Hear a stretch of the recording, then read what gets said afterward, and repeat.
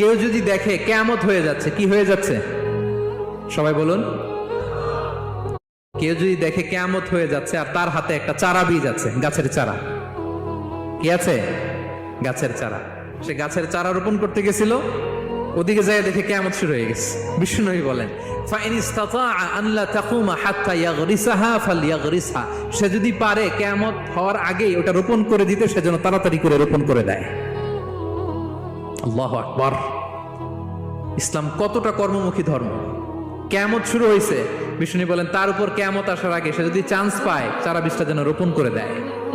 আর আমরা এখন আখিরুজ্জামান, দাজ্জাল আসবে, কিয়ামত হয়ে যাবে, 2025 সালেই হবে, এগুলো বলে কাজকর্ম সব বন্ধ করে দিচ্ছে। এরকম ডাকাইতে আছে না নাই? হ্যাঁ বলেন, আছে না নাই?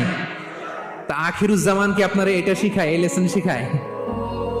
আখিরুজ্জামান আসবে, দাজ্জাল আসবে, তো আপনার সমস্যা কি?